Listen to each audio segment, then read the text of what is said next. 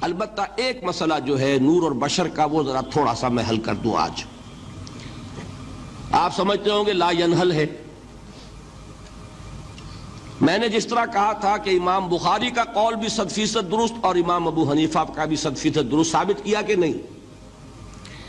اسی طرح میں کہتا ہوں جو حضور کو بشر کہتے ہیں وہ بھی 100% درست، جو حضور کو نور کہتے ہیں وہ بھی 100% درست. مطلب کیا ہے؟ دیکھیے ہر انسان کے وجود کے دو حصے ہیں. میں نے پہلے دن شاید کچھ بیان کیا تھا.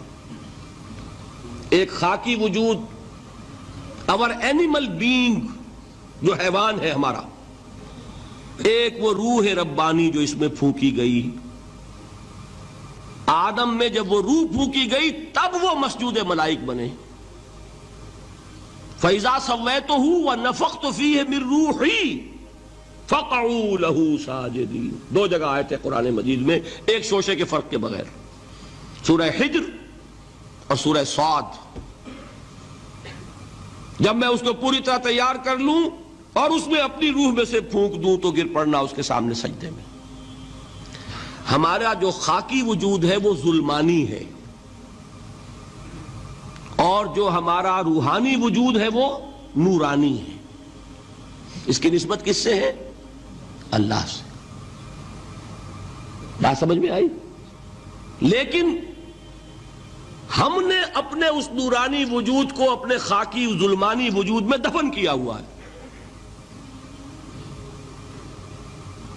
اور محمد الرسول اللہ صلی اللہ علیہ وسلم کا وہ نورانی وجود آپ کے اس خاکی وجود پر اس درجے غالب تھا کہ وہ خاکی وجود معدوم کے درجے میں ہے، لیکن وہ حضور صلی اللہ علیہ وسلم پر اثر انداز نہیں ہو سکتا.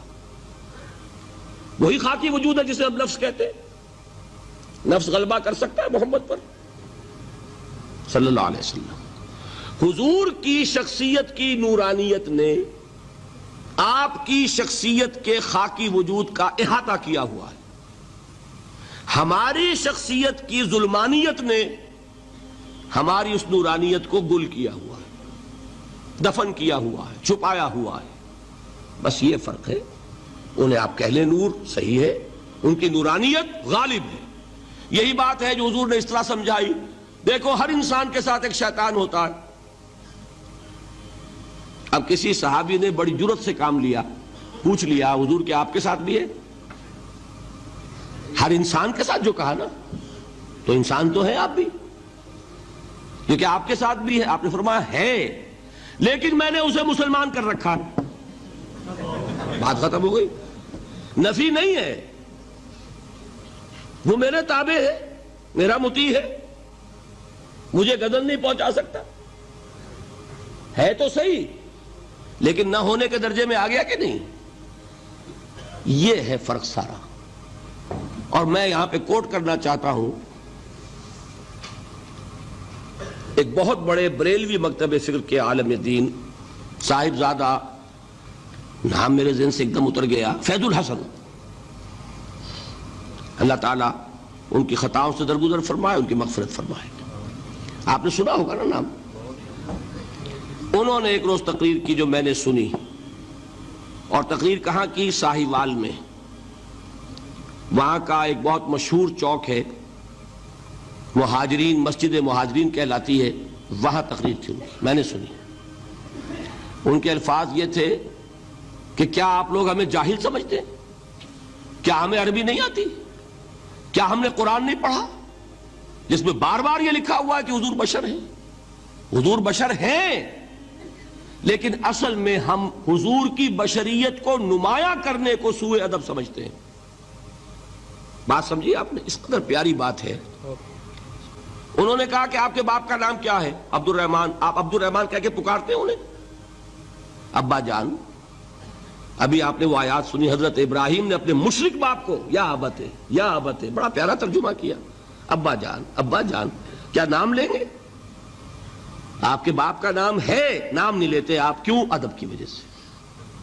اسی وجہ سے ہم در حقیقت حضور کی بشریت کو نمایاں کرنے کو سوء ادب سمجھتے ہیں، ورنہ کوئی ہم جاہل ہیں، ہمیں عربی نہیں آتی، ہم نے قرآن نہیں پڑھا، ہم جانتے ہیں کہ وہ بشر ہے. بات سمجھ میں آئی؟ کتنی آسانی سے مسئلہ حل ہوتا ہے بشرطے کہ نیت حل کرنے کی ہو۔ آخر آمنہ کے بیٹے ہیں، عبداللہ کے بیٹے ہیں، عبد المطلب کے پوتے ہیں، بچپن آپ پر گزرا ہے، لڑکپن آپ پر گزرا ہے، نوجوانی آپ پر آئی ہے، جوانی آپ پر آئی ہے، شادی آپ نے کی ہے، اولاد آپ کی ہے۔ کون بے وقوف احمق ہوگا کہ جو آپ کی بشریت کا انکار کرے گا؟ لیکن یہ کہ جس طریقے سے اس کو بیان کیا جاتا ہے وہ ایک مسئلہ بن گیا اختلافی، وہ رد و قضا اور کھینچ تان، اور اس میں بھی سمجھ لیجئے مثلکم پر جو ایمفیسس بعض حضرات دے دیتے ہیں اپنے توحیدی جو ان کے اندر ایک مزاج ہے، اللہ تعالیٰ ان کے مزاج کو اور پختہ کرے، لیکن اس میں بھی مبالغہ کیا جاتا ہے۔ ایک حدیث مجھ سے سنیے جس میں حضور نے مثل کا انکار کیا۔ مثلکم کا مطلب اگر کسی نے یہ سمجھا کہ بالکل ہم جیسے ہیں تو بہت بڑی مغالطے میں۔ حضور صوم وصال سے منع فرماتے تھے، خود رکھتے تھے۔ صوم وصال کیا ہے؟ آج روزہ رکھا، شام کو افطار نہیں کیا، وہی روزہ رات بھر چل رہا ہے، اگلے دن بھی چل رہا ہے، شام تک کو جا کے پھر کھولا تو 2 دن کا صوم وصال ہو گیا۔ اگلے دن بھی نہیں کھولا، چلا تو 72 گھنٹے کا صوم وصال ہو گیا۔ یہ کیا ہے؟ صوم وصال۔ خود رکھتے تھے اور صحابہ کو روکا۔ صحابہ میں سے کسی نے ہمت کر لی، حضور آپ خود رکھتے ہمیں روکتے؟ فرماتے ہیں ایکم مثلی، تم میں سے کون مجھ جیسا ہے؟ ابھی تو عند ربی، میں تو اپنے رب کے پاس رات گزارتا ہوں، ہوا یطعمنی ویسقین، وہ مجھے کھلاتا ہے پلاتا ہے۔ بتائیے کون ہے جو اس کا دعویٰ کرے گا؟ حضور کے خصائص ہیں۔ حضور خود فرماتے ہیں تم صرف سامنے سے دیکھتے ہو، میں پیچھے سے بھی دیکھتا ہوں۔ کہاں ہوا وہ مثلیت؟ اگر آپ نے بالکل اپنے جیسا سمجھ لیا تو بڑے مغالطے میں ہیں آپ۔ نبی کا مقام ہے، نبی کا رتبہ ہے، نبی کے خصائص ہیں۔ آپ سو گئے تو آپ کی نیند، آپ کی وضو ٹوٹ گئی اور نبی سو گیا تو کہاں گئی مثلیت پھر؟ مثل اس معنی میں کہ بشر ہیں، نسل آدم سے ہیں، اس میں کوئی شک نہیں، اس معنی میں مثل ٹھیک ہے، قل انما انا بشر مثلکم، لیکن ہر اعتبار سے تو نہیں۔ سب سے بڑا فرق یہی ہے کہ وہی آ رہی ہے، معراج پہ تشریف لے گئے ہیں، اس دنیا میں بیٹھے ہوئے بھی جنت کا مشاہدہ فرما لیتے ہیں، کرا دیا جاتا ہے، دوزخ کا مشاہدہ کرایا جاتا ہے، فرشتے کو دیکھ رہے ہیں۔ یہ چیزیں ہیں، اور پھر خصائص جیسا کہ میں نے عرض کیا کہ آپ پیچھے سے بھی دیکھتے ہیں۔ آپ کا معاملہ یہ ہے کہ آپ اگر سو جائیں تو آپ کا وضو نہیں ختم ہوگا۔ یہ ساری چیزیں جو ہے ان سب کو بیلنس کیجئے تو معلوم ہوگا کہ آپ بشر بھی ہیں، 100% درست، لیکن آپ کی وہ نورانیت، آپ سراج منیر، ہدایت کا روشن چراغ، آپ کی جو روح انور ہے وہ آپ کے اس جسدی وجود پر اس طریقے سے حاوی ہے کہ گویا کہ اس نے اس کی ظلمانیت کو ختم کر کے رکھ دیا ہے۔ اس معنی میں کوئی کہے نور مجسم تو مجھے کوئی اعتراض نہیں۔ یہ ہے ان چیزوں کو جمع کرنے کی شکل، خواہ مخواہ کی کھینچ تان کے سوا کچھ نہیں۔